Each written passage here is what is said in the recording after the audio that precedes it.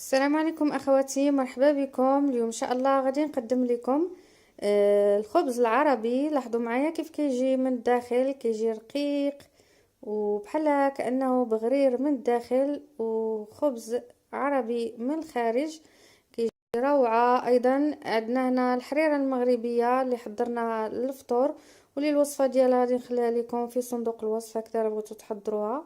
كتجي لذيذه بزاف. وايضا الطلوع ديالنا باش غادي نتناولو بالزبده البلديه والعسل، تا هو تيليق الفطور هكذا، فطور طبيعي صحي خفيف. وايضا عندنا هنا اللوبيا والجزر مفورين مع شويه ديال الصلصه. كل هاد الوصفات كتجي لذيذه اخواتي. غادي نوريكم السر ديال نجاح هذا الخبز العربي. غادي يجيكم غزال بزاف وغادي تعتمدوا في رمضان الكريم. بسم الله على بركة الله. غادي نحتاجو اخواتي تقريبا الى 500 غرام ديال دقيق القمح الكامل. ضفت له هنا واحد 250 غرام ديال دقيق فرينة البلدية. وتنجح بدقيق القمح الكامل 100%. غير غربلو الدقيق ديالكم مزيان. هنا تنضيف الخميرة البلدية وكنضيف شوية د الملح. كنعجن العجين ديالي على هذا الشكل. العجينه خصها تكون شويه ما تكونش رطبه بزاف، كتكون شويه قاصحه، يعني ما رطبه ما قاصحه، عندكم ميزانكم. ماشي غادي تشبعوها الماء وتبداو تدلكوها بحال شكل الخبز، لا، كتعجنوا العجين ديالكم كيتجمع لكم صافي وتتبقاو تدلكوه بدون اضافه الماء. كيف قلت لكم العجينه خصها تكون شويه قاصحه، لان من بعد غادي ترطب لنا اثناء الاختمار ديالها. هنا غادي ندلكها شويه هكذا، دلكات خفاف، وغادي نخليها تخمر لنا تقريبا ساعه او ساعه ونصف. راه دغيا تيخمر. الوقت اللي كتوليو نتوما ديما كتستمروا في العجن بالخميره البلديه كيولي يخمر لكم، كيولي مثل الخميره الفوريه. صافي غادي نغطيوه ونخليوه يخمر لينا، ونمشيو نحضروا الحشوه اللي غادي نديروها لهذا الخبز العربي. بالنسبه للحشو غادي نحضروا هنا البطاطس. حكيتها في الحكاكه اللي كتكون هكذا عيونها شويه كبار. كنغسلها من داك النشا اللي تيكون فيها هكذا وتنعصرها مزيان باش ما تكحلش لينا. تنصفيها مزيان من داك النشا اللي كاينه فيه، وغادي نضيفها في شويه ديال الماء يكون هكذا سخون شويه. كنديرها في الماء الساخن وتنخليها واحد شويه وتنعصرها بحال كنساعدوها على انها طيب لينا، لان غادي نطيبوها في الفرن. هاد الماء راه تنستخرجوا منه نشا البطاطس. لاحظوا معايا الدقيق ديال دقيق البطاطس كنصفيو داك الماء كنخليه واحد شويه، كينزل الدقيق الاسفل ديال الاناء ديالنا. لاحظوا معايا الدقيق هذا ديال البطاطس كنستعملوه حتى هو في الوصفات، كنحضروا به حتى هو وصفات. هنا القرعه الخضراء حتى هي كنحكوها في الحكاكه اللي كتكون هكذا عيونها شويه كبار. هنا غادي نديرو جوج ديال الفصوص ديال الثوم، غادي نحكوهم، شويه ديال القزبره والبقدونس، بصله متوسطه مقطعه قطع صغار، شويه ديال الكركم، الفلفل الاسود، الكمون. كنضيفو هنايا نص كاس ديال زيت الزيتون. نضيفو الزعتر حتى هو كيعطيها واحد النسيمه اللي كتكون هكذا زوينه. كنضيفو 3 ديال البيضات. بالنسبه للناس النباتيين يمكن لهم يستغناو عنها ويعوضوها بخليط ديال الدقيق والماء، ويخلطوا به هاد الخضر ديالهم ويديروا خبيزات هكذا يطيبوهم. كنقسم هذا الخليط على زوج. الخليط الاول تنخلطوه بالقرعه الخضراء، تنضيف له ملعقه كبيره من الخميره البلديه اللي غادي تخلي هكذا كانه محمض او فيه شويه ديال النسمه ديال الجبن. صافي كنشعلو على الفران ديالنا وتناخدو المعلقه، كنبداو نديرو دوائر هكذا على شكل اقراص، تنوضعوهم في الصينيه، كنشعلو على الفران من الاسفل والاعلى ونخليهم يطيبوا تقريبا نصف ساعه، والفران سخون راه تيكونوا تيطيبوا لينا، تيجيو لذاذ. كنبسطوهم اخواتي شويه بالملعقه هكذا باش كنقادو ليهم الفورمه ديالهم باش نسهلوا عليهم انهم يتجمعوا ويطيبوا. نفس الشيء كنديروه البطاطس اللي حكينا من الخميره البلديه باش كطيب لينا ديك القرعه الخضراء، كنحيدوها هي مازال سخونه، انا تنحيدها هكذا. البطاطس ما تنساوش ديروها في الماء الساخن او تسلقوها نصف سلقه خفيفه جدا باش تبقى لكم واخده هاد الفورمه ديال هاد التقطيعه او هاد الفورمه ديال هاد البطاطس اللي درنا. تنضيفوا لها نفس الخليط وتنضيفوا لها ملعقه كبيره. البطاطس كذلك كنوزعوها بالملعقه في الصينيه على هاد الشكل، كندخلوها طيب حتى هي بغيتوها تجي مقرمشه غادي تخليوها طيب مزيان، تنتركوها جانبا وكنمشيو نديرو نفس الشيء البطاطس، تيجيو لذاذ بزاف يعني حشوه او بديل هكذا اللحوم، كتجي روعه. بامكانكم طيبوها حتى فوق المقلاة ولكن ما نصحكمش لانكم كتبغي شويه الخطر، اما لا درتوها هكذا في صينيه ديال الفرن كتهناو منها، كطيبوها في صفيحه واحده وكتربحوا هكذا الوقت.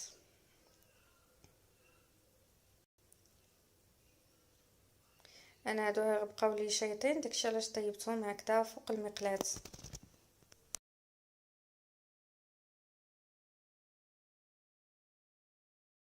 ليكم الاختيار. كنرجعو نشوفوا العجين ديالنا تبارك الله خمار فاض، كنفرغوا منه الهواء، كنعاودوا نجمعوه من جديد وتناخذوا شويه ديال الدقيق. بالنسبه للاخوات المبتدئات نصحهم يدهنوا يديهم غير بالزيت او بالماء ويديروا كويرات هكذا على هذا الشكل. بعد ما كورناهم كاملين كنديروا لهم الدقيق مزيان صافي، راه تيخمروا غير الخمره الاولى، كنبداو نسرحوهم بالدلاك. ضروري تستعينوا بالدقيق لان الدقيق هو اللي غادي يخليهم يتورقوا بسهوله وما يتلصقوش لكم. هنا تنديروا 5 ب5 اولا 4 ب4، تنسرحوهم بالدلاك او الوراق على هذا الشكل. كنديروا المقلاة تكون سخونه جيدا، النار كتكون مرتفعه لان ضروري ديروا هذه العمليه باش يتنفخ لكم بسهوله، ولان هذا الخبز العربي تيبغي النار تكون هكذا مجهده. والوقت اللي تورقوا 5 صافي تبداو طيبوهم، غادي طيبوا الاولى اللي يلاه ورقتو وانتم غاديين كطيبوا في نفس الوقت كتورقوا. وايضا بالنسبه لسر النجاح ديالو هو ان المقلاة تكون سخونه جيدا، خصها تكون سخونه وكتبداو تقلبوا في هذا الخبز ديالكم. كتحطوا الخبزه الاولى هكذا، ما كترقوهمش عاوتاني رقاق بزاف، غير القياس. كتقلبوا غير يبان لكم في النوبه الاولى بداو دوك الفقاعات كيطلعوا، كتقلبوهم حتى كيبان لكم صافي غادي يبداو يتنفخوا لكم. راه بكل سهوله كيتنفخ لكم، غير حاولوا معاهم. وهذا ديال الخميره البلديه سبحان الله تيتنفخ بسهوله وبسرعه. لاحظوا معايا كيفاش كيوليو كيتنفخوا. انا نحط معكم الخبزه الاولى او المطلوعه الاولى اللي غادي تبان لكم حالا. انا راه ديجا كنت كنطيب فيه ولكن بغيت نوريكم مباشره هكذا، غير الوقت اللي كتحطوا الاولى كتسناو غير يبانوا لكم دوك الفقاعات الصغار كتقلبوها وكتبقاو تاخذوا هاد الملعقه او هاد اي اداه كتبداو تحركوا بها هكذا حتى كتبدا تبان لكم الجهه اللي كتنفخ. كتساعدوها الا بان لكم شي بلاصه هكذا شويه يعني منفسه كتضغطوا عليها وكيبدا يتنفخ بكل سهوله. ناجح 100%. غير تبعوا النصائح اللي تنقول لكم. النار مجهده، عرفتوا النار مقويه. وداك الدقيق اللي كيبدا يتحرق لكم في المقله، عودوا تشطبوه بشي منديل وحيدوه. هانتوما كتقلبوا حتى كيبدا يبان لكم كيتنفخ. ضروري النار الا ما كانش النار مجهده ما يطلعش لكم وما يعطيكمش هاد الانتفاخ اللي كتشاهدوا الان في الصوره او في الفيديو. لاحظتوا كيفاش كيجي غزال بزاف. انا كنت كنحضرو بالخميره الفوريه، ولكن في الصراحه بالخميره البلديه افضل. بسرعه تيطلع، يعني كيعطيك واحد الانتفاخ اللي هو جد جد مدهش. غطيو بالمنديل الخبيزات ديالكم باش ما يديروش القشور. بعد ما كيطيبوا لينا الاقراص ديالنا ديال البطاطس والقرع الاخضر كناخذوهم جانبا. وضروري بالنسبه لهذا الخبز العربي فاش كطيبوه كتغطيوه في واحد المنديل. تيجيو رطبين بزاف، خفاف غزالين. كنتمنى اخواتي تعودوا تجربوهم وتغيروا من النوعيه ديال المطلوع اللي كتصيبوا.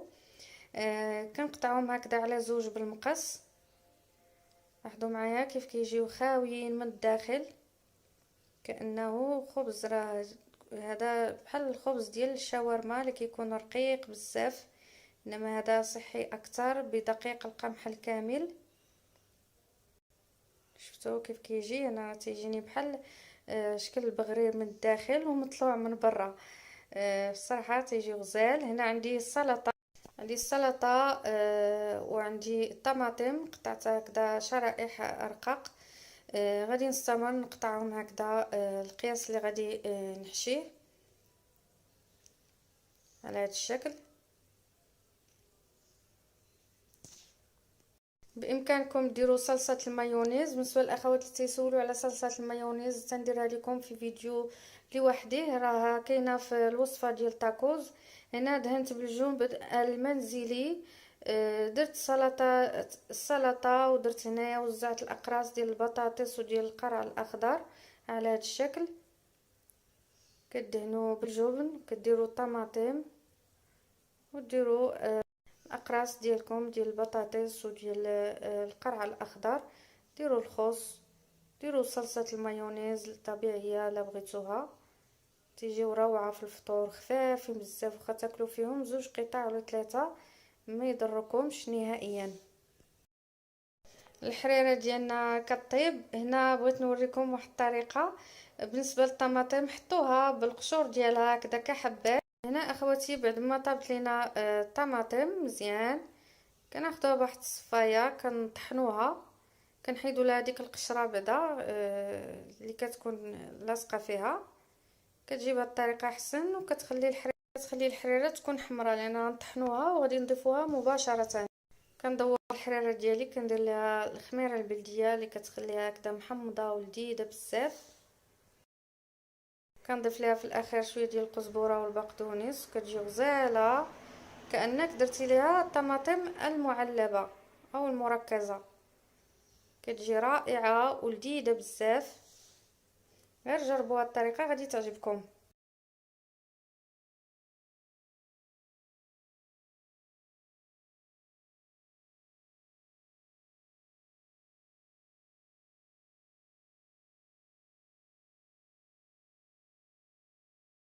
وهذا اخواتي هو فطورنا اليوم.